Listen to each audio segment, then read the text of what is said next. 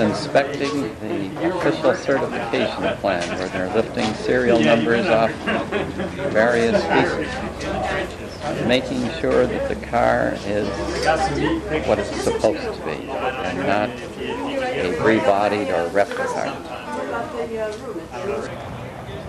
Every kid's dream, a pedal car. What a pedal car. Even checking it out.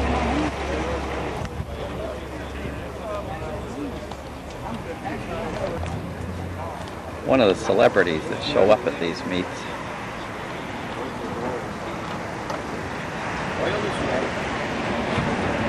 buying Duesenberg parts.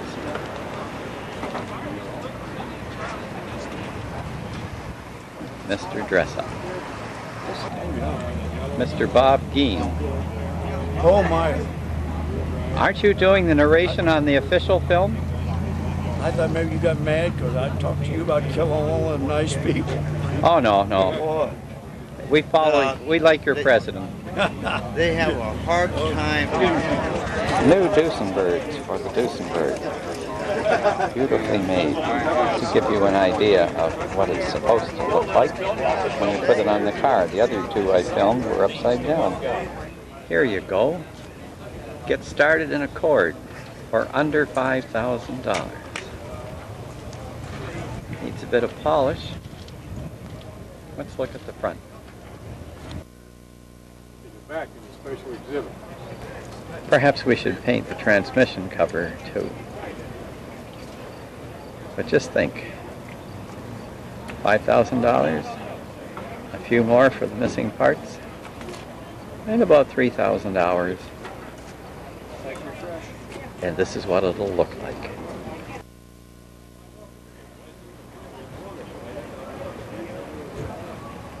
But then maybe you don't like black.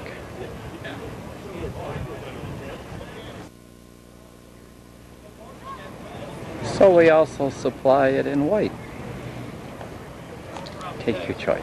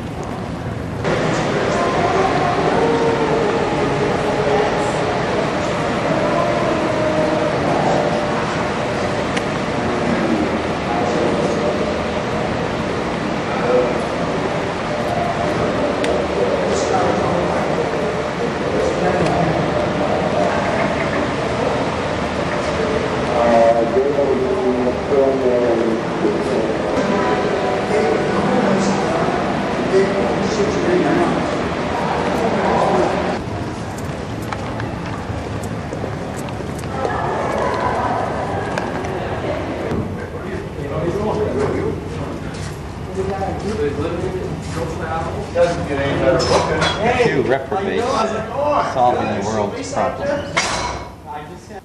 I'm Paul Bryant, Supervisor of Certification for the Auburn Duesenberg Club, and owner here, Gary Held.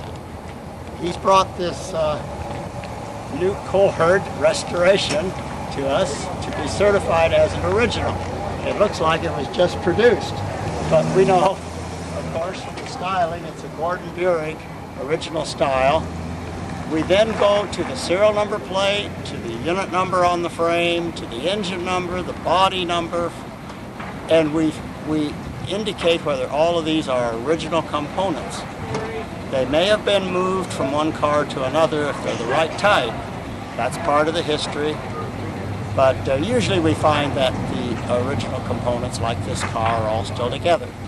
And then we send that data off to the historians, along with the serial number, rubbings, and indications of everything, from upholstery to gauges. They go through their lists, along with this owner's name and the previous owners that he knows. And they trace back and add more ownership history, and maybe there's number of interesting things that they know about the car that the new owner would like to learn. And then we preserve that information for the club records. And the Constitution of the club said that our duty was to preserve the history and the heritage of Auburn, Cord, and Duesenberg cars, three great American-built cars. So that's what we're doing. I have a question. Fun doing it. I have a question to ask you that concerns my car. Yes. Mine is a 36 Phaeton. All right. It has a supercharger and exhaust pipes on it. All right. Okay. The factory even took 36 models, almost 400 of them, that had not been sold or in factory or dealer inventory. They issued new serial number plates and made those 812 models. So now in 812, supercharging was an available option. So if you move a supercharger from, either from stock or from some salvage yard, you move it onto an 810, the club says that's okay, the factory did that. And they even supercharged some of those unsold 810s to enhance their value, their market value, and they sold them as new cars. So all the club requires is that we put that under history of changes, right? Okay. And it's acceptable. And we even had a car when I was in charge of judging here back in the 70s, which had been an 810, clearly, and the owner wasn't trying to change the numbers or rearrange anything. And he had supercharged it, but legitimately, and it won Best of Show. Best of Cord, I'm sorry, Best of Cord, it won. Oh. So you see, it's an acceptable change. Thank you very much. You're Nice welcome. talking to you, Paul.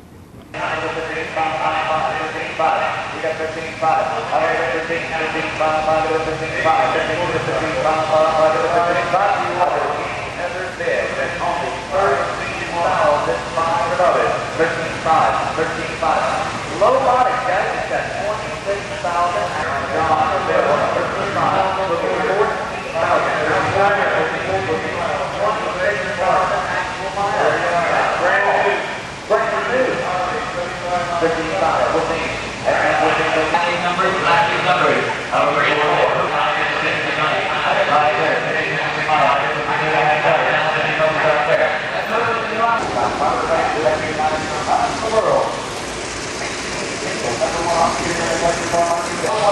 This is the Tucker prototype, the first one built.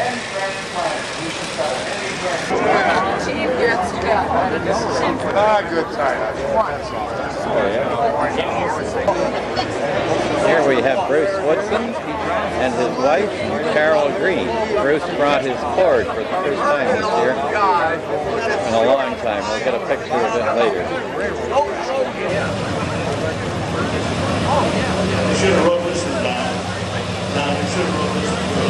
We don't know where he's going, but he's going to go out.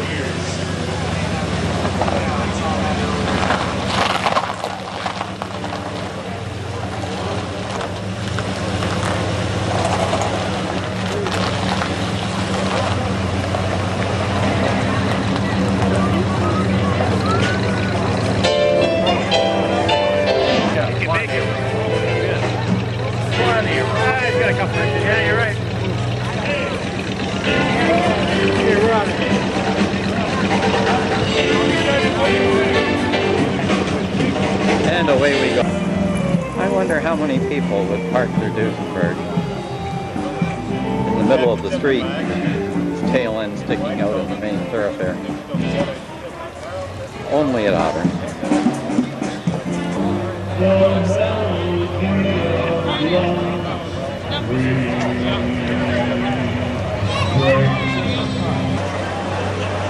Okay, got her. Got it.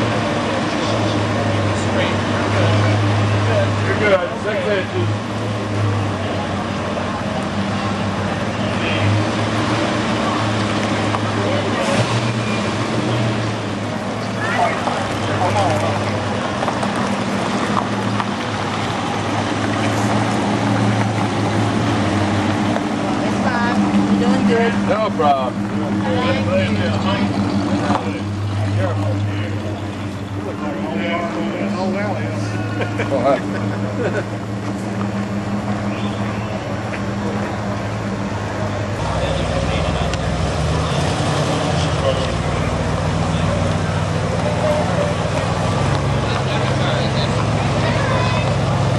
come through much easier. Probably do this at 40 miles. No guidance. Just come through.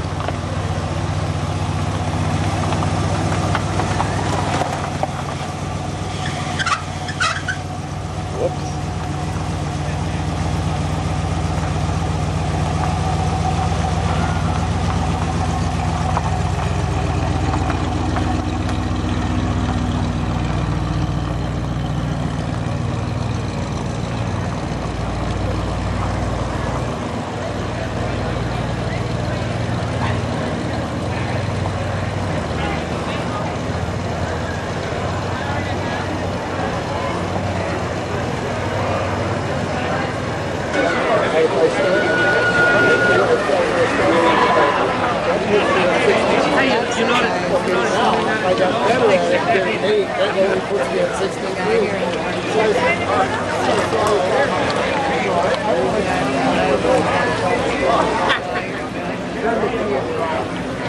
This is a real cord going through.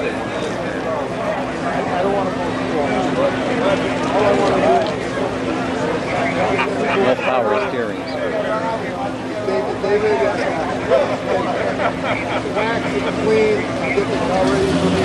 Let's go.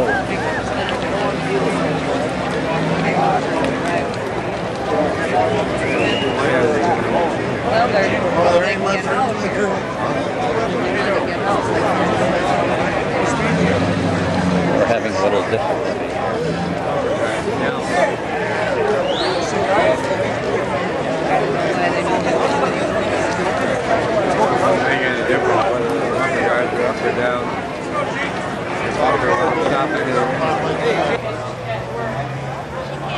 Mr. Wakem's fine car.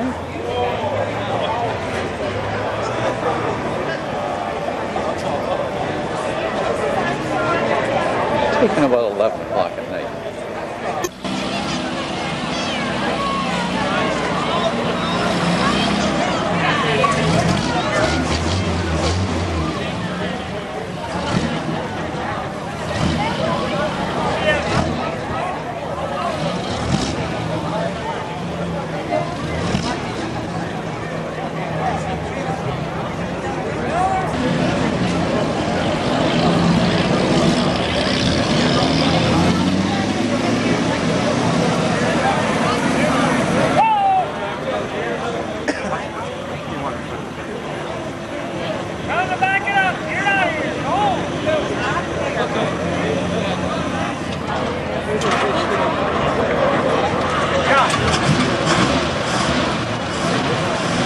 Let's have a look at those lights.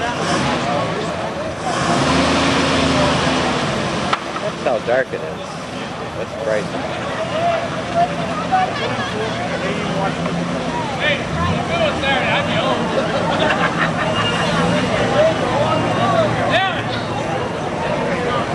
Look, man.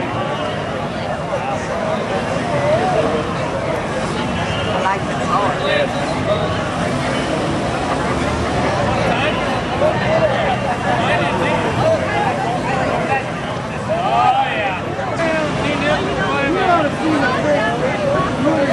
Ooh, we're going to get back over, but a lot of cars, heavy congestion.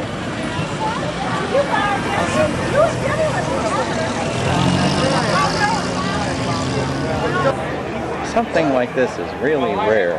Canadian Auburn Speedster. Why, I'll bet you there isn't more than one in all of Canada. But then, here's another one. Somebody said there's only two colors of paint in Canada, red and silver. Eh? The his and hers Auburn Speedster is from Jim Whittier.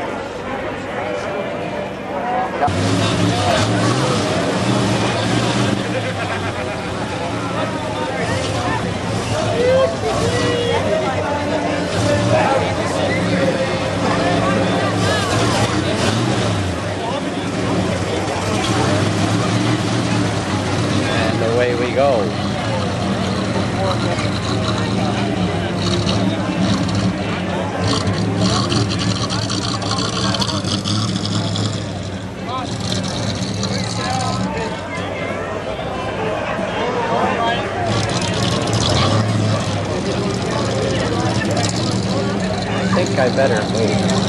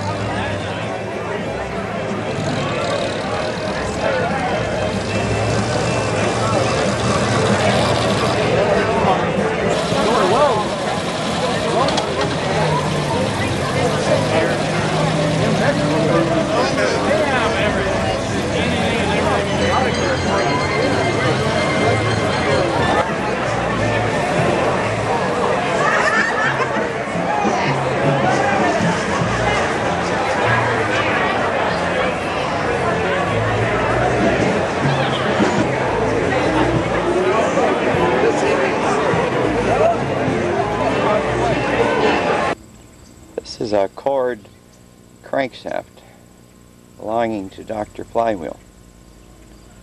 Don figures that you really didn't need 8 cylinders, so he's taken off the back 2 to make it a 6-cylinder, because V6s are peppier. Next time you're flying Lycoming, think about this. Sit near a window.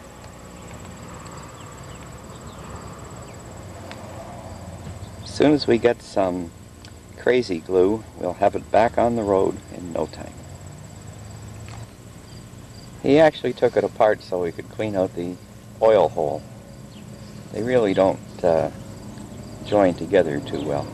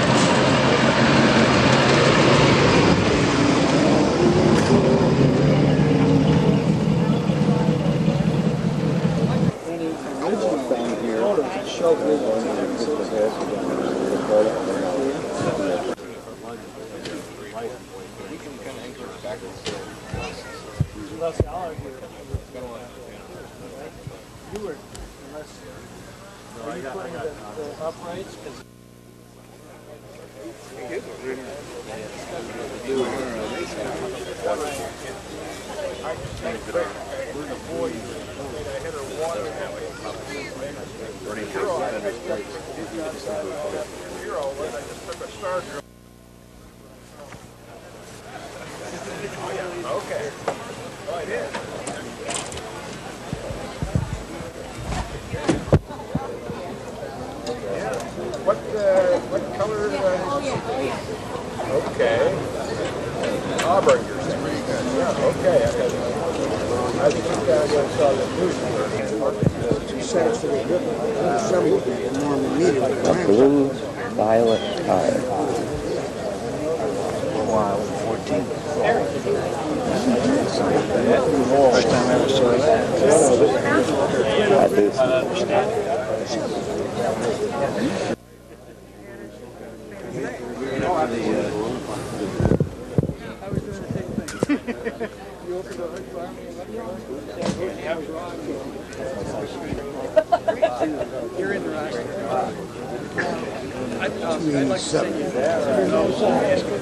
Next time you're under the hood, check your engine out for cleanliness. Al Ferrara giving a once over. I like the updraft. Oh, I do too. I mean, it looks Notice the indent of the roof. Yeah. The door is. That's really okay. I just hate to get involved and make a big changeover, and I have a couple of one piece. Well, I have one car with it. Oh, I know. The one-piece exhaust. Carburetor. The updraft, love it. You're on candid camera now. Not anymore, it's not candid, right? He's on every year. Good to see you, Al. Same here, Rick. That's wonderful. Let me give you one of mine.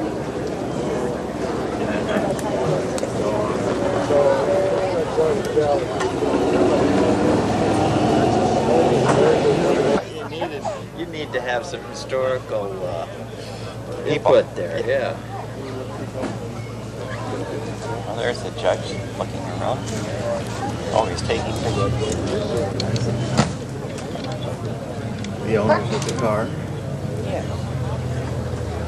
Get a good shot of the owner right there. Good shot. Yeah. Bend over backwards. He would really shoot me. He'd love that. Publish that one in the bullet. Yeah, that'll be in the bullet real quick. Showing his better better view. Let's put it that way. A better view of the owner. This is Mr. Billy Thompson. Barnum had nothing like this. Yeah. And you are with White Post Restoration. Yep, I was born there. I'm stuck there. And I wish I could turn out cars as good as this. And all you do is make brake cylinders I make better. brakes and make cars. Those pictures and make trouble. Now, I was going to tell you something. I'll turn the camera off and see if I you can bring tell it. me something on camera. I will respond. Mr. Billy Thompson of White Post Restoration. Break this all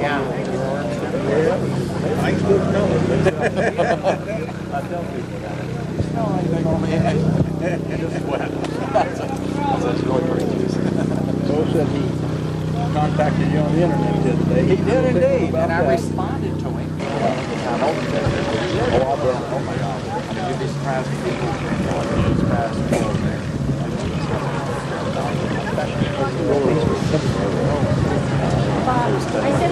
MBNA. Wait till you see the Well, I'm working on that.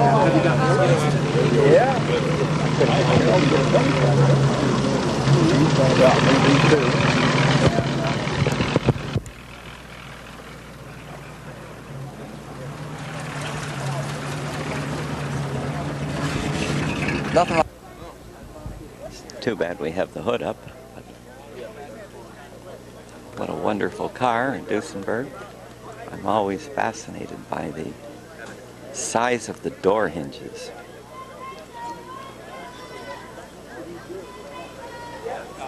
I've seen similar hinges on the gates at the Welland Canal for lifting the boats through.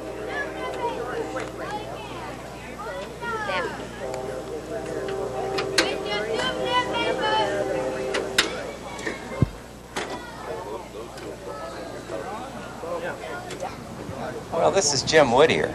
I think that part's right. You have an establishing shot of the Not yet. We're, competition full back. I think I should do that first. Oh, yeah. Well, let's talk to him first. My advisor here is telling me I should take a picture of the cars first. What kind of car have you got, Jim? It's a 1933 Auburn V12 Salon Hotel Speedster. And how common are they? Not too awful common. There's not many of them around, although we do have more now than we had back 20 years ago. And what have you got sitting beside it? It's a 1933 Salon also, but it's a straight 8 as opposed to the 12. And who owns that? My wife. Does she ever let you drive it? Oh, all the time, because she's afraid of it. Oh. Let's see what. And what does Ivy say about that? Well, it only came out of the garage at 4 a.m. the other morning when we brought it, so I haven't had a chance to drive it yet. How long had he been working on it? 15 or 20 years. I think so. Sounds like he was working on his own rather than working on yours. Yeah, mine comes second. And you told him either get it done or there's no more food? More or less. Yes, that's the way to do it. Now, I guess I should show them the cars. Or just turn the camera off and forget about it. I'll show them the cars.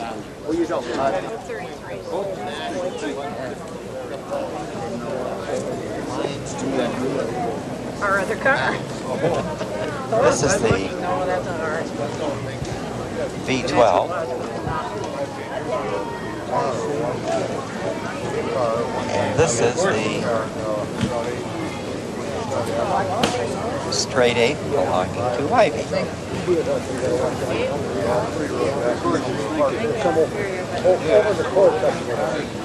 Two Canadian cars.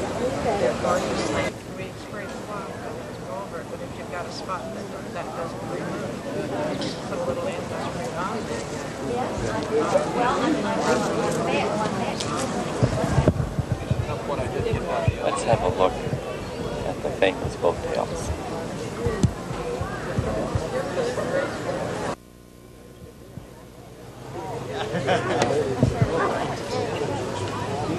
Straight 8. Wait, no they aren't. Auburn 8, Auburn 12. Yeah, the Auburn 12.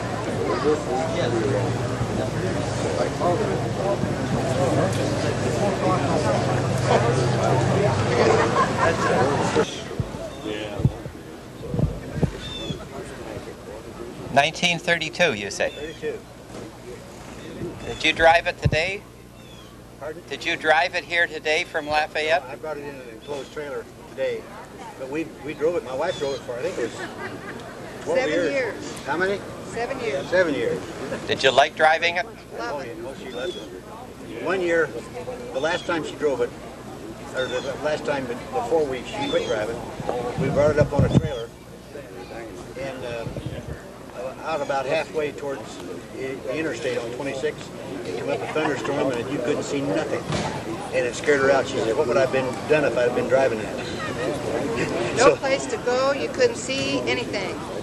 And it scared me so bad I can't get in it anymore. I mean, just around I could, but not for any distance. Yeah. Well, it's very nice. But out of the 3 cars, this is the best driver. It's nice to drive. Nice. It is nice to drive. Sounds good too. Very good. Thank you very much. You're welcome. Now, for some reason, you didn't bring your cord this year. No, the old boiler let Dr. Flywheel down. I got 20 years out of that engine there, but the crankshaft broke coming home from Connorsville. And so the cord is here only partially there. When the newsletter comes out, you want to look for entry number 338 for the picture taking ceremony, because we're a little bit different. My son is holding the big chunk and the old geezer's holding the small chunk. I life tested a crankshaft. Cords were noted for having an indestructible bottom end on the engine. There were some other things on cords that were not too reliable, but the crankshaft and bottom end of the engine has always been considered El Supremo, and they never break crankshafts. But Dr. Flywheel did. And now they want to change my name to Dr. Crankshaft. They're B for broken. Were you dragging a No, we were not. Motorcycle or a bicycle? No, I was conducting myself with utmost decorum. I had just shifted from 3rd to 4th, and we were running in heavy traffic about 47 miles an hour. And John said, I heard a noise. Let off, Dad, and then put the power back on. And I said, I can't right now, because I got one of those young whippersnappers driving one of them little slant mobiles that's so close in back of us, it looks like he's on a tow bar. He had those fashionable Ben Franklin style sunglasses on. I says, as soon as he gets a 20-foot opening, he'll wing it out around us. And then, which of course happened, and I let off and I heard the Anvil chorus, and then when I put the power back on, it was deadly. And I says, that's it for us. We're all done. And we got to get off the road and now. And I turned into this parking lot where it was ideal, where you were going to be sitting for a few hours. It was 150 foot wide, 900 feet long, a restaurant way down at the end. It had shade. It was 6:35 p.m. on Sunday night, and where we coasted to a stop, lo and behold, there was a nice, sweet-smelling porta potty only 40 feet away from the car. And of course, we always carry emergency rations with it. And Al Sikora was following us in his pickup truck. And I said that I don't think it's going to fix it, but I'm going to try the old used car dealer routine that I've used before, which is namely dump in 3 cans of STP and bring it in carefully. But I said, I don't think it's going to work, but we're going to try it. and we dumped it in, and sure enough, it didn't work. We peeked down in the slot where the water pump pulley runs, and you could see the crankshaft moving back and forth.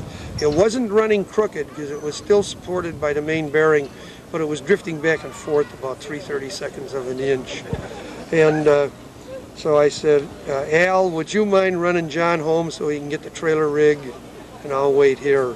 So we had a cooler with us, and we had our emergency rations, and of course I had to use the porta potty.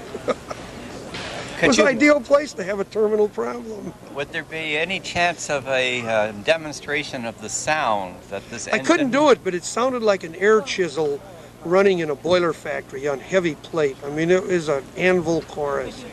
Strangely enough, when you'd rev the engine up to about 1,300 RPM, it was quieter than it was at idle. It still ran? It rattled. Yeah, it still ran. Yeah, oh. I ran it... Mike Sikora, Al's youngest son, showed up on his motorcycle there, and we talked and chatted for 45 minutes, and Mike said, if you don't need any help, I'm going to go. And I said, well, wait a minute, Mike, you got to hear this thing, because I had to back it around to get it so we could pull it onto the trailer. So he got the treatment of the noise that it made. And it would start? Oh, sure, it would start. Everything was running in it. And then I actually drove it up onto the ramp of the trailer only because I'm getting so old and arthritic that it's easier to crawl underneath the front to put the cable for the winch on it, you know, when it's up in the air. And we shut it off, and then we winched it into the trailer. I'm surprised that it would start with the crankshaft broken. Oh yeah, it was just starter. Just drove the broken ends, you know, that where it broke at the right back. Inside the motor, no, on the throw or web, whatever you want to call it, at the extreme front of the motor. It was between the main bearing and the number 1 rod throw. And that metal there, it's a 3 3/16 of an inch wide, and it's 7/8 of an inch thick. And it broke basically square across the I've got pictures already on the camera of the pieces. Oh yes, you did. John told me you photographed it early. Yeah. But it sure wouldn't live long because the 4 front pistons there were firing and supported only by the center main. Now, what do you plan on doing for an encore next year? Oh, no. Thank you very much. You say you can blow the horn? It's nice to hear loud air horns like that. Would you blow them again? And when he puts the bracket back on with the air compressor, I'm sure they'll be slightly louder. No, we'll be back next year. We have here one of the noted people of Auburn, Bob Gheen, who will now tell me something. Something. I'm a charter member of ACD. Prior to that, I belonged to the Cord Car Club out of Texas. So when Harry Denhard put the ad in Motor Trend 52 for all people interested in these kind of cars, to notify him at that time. Then the Cord Car Club out of Texas, we decided disband, join this. When did the Cord Club in Texas start? I've got to go back. I know I keep my last card I had. It would take me into 53. But in the late 40s. No kidding, I didn't know that. That's a Cord Car Club. It was basically to get cord parts to people that needed them and find out more about your cord. It was very good. But the ACD Club has turned out far greater. Well, we've come a long way. Come a long way. Thank you very much. I'll see if I can get that 25-year pin on your... Okay, right there. Zoom in on it. And the 3 jewels on the... Now this one, there's only 2 of these. McEwen and I have the only pin that has 3 jewels. That's for founding member. That's charter member. Charter member. Past president and board member. Very good. Yeah. Good talking to you, But there's Bob. 2 of them left. Take care. Tell me about this car. My LaSalle holds a similar position very often. This car I bought in 1939. 39? You know, that Yeah. Still making payments. That was before World War II. You heard about World War II. It was in all the papers. Uh-huh. My mother told me. Grandfather. That's right. And this is my third chord. And we've had it since then, obviously. This is my son, and it's going to stay in the family. I see. Thank you very much. You're quite welcome. This is Bruce's car. Good. They're doing some minor work just before they take off in the parade. But you can see from the underhood and the firewall, everything about it is as new. From Virginia. Bruce Woodson. It's not often you get to see Bob McEwen's hardtop coupe in bright sunlight. I thought it really looked good in this light, so I stopped to take a picture.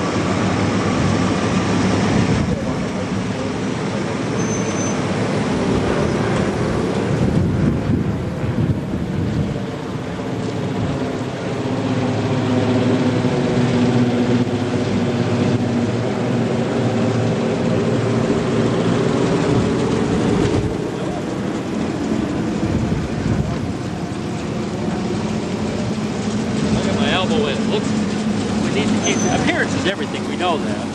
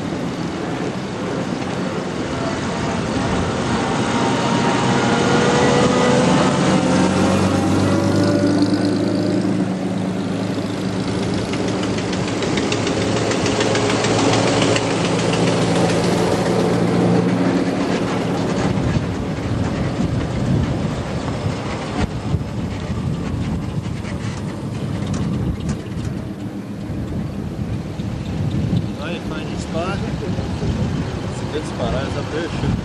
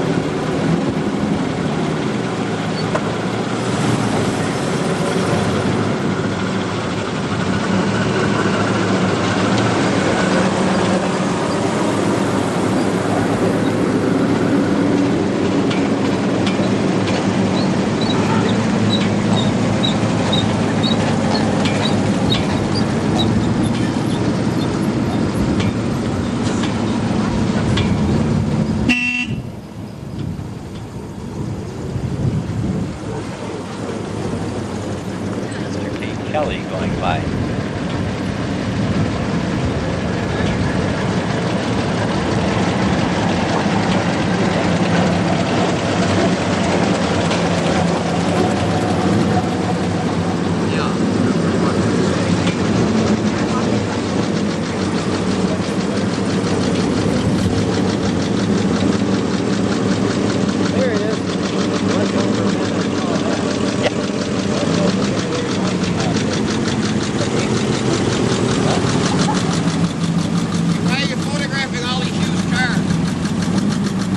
Save some of them.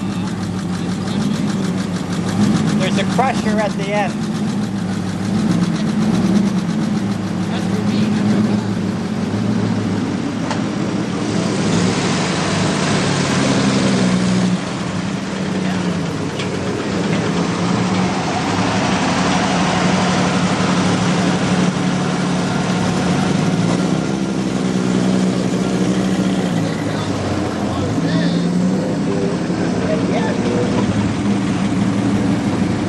How a Coke truck gets in here, but we got one.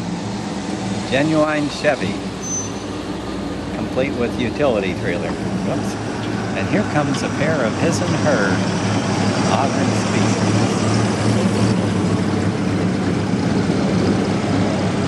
Canadian, eh? My new husband.